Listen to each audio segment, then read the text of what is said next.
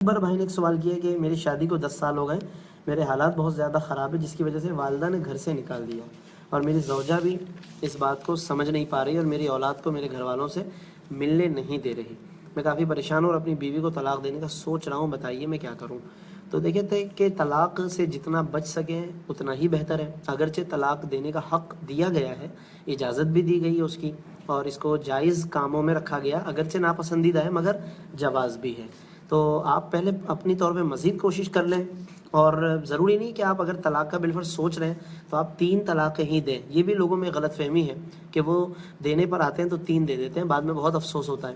آپ اگر بالفرض اللہ نہ کرے اس نوبت پر پہنچ جائیں، اللہ نہ کرے، پہلے تو آپ کوشش کریں سمجھانے کی، وارننگ دیں۔ بعض لوگ جیسے یہ بھی طریقہ اختیار کرتے ہیں کہ وہ طلاق کی وارننگ دیتے ہیں کہ میں طلاق دے دوں گا، تو اس سے آپ اندازہ کریں کہ وہاں کیا اثرات مرتب ہو رہے ہیں۔ اس کے بعد پھر آپ اس کو سولو کر سکتے ہیں، اس کے بعد آپ کو ایک راستہ ملے گا کہ اب وہاں پہ کوئی اس کا اثر مرتب ہوا یا نہیں ہوا۔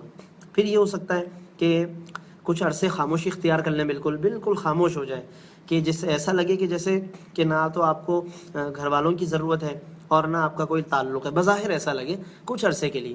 اس سے بھی ان کے اوپر ایک اثر جو مرتب ہوگا نفسیاتی طور پہ، تو وہ رابطہ کریں گے یا وہ آپ کی طرف آئیں گے یا نہیں آئیں گے، وہ سب پتہ چل جائے گا۔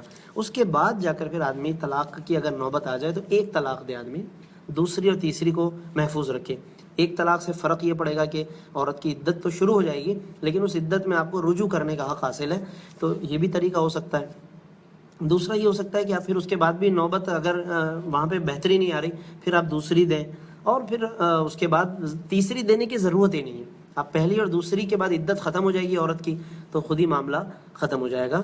تو یہ ضروری نہیں کہ آپ 3 دیں تو ہی طلاق واقع ہوگی ورنہ نہیں ہوگی، ایسی کوئی بات نہیں ہے۔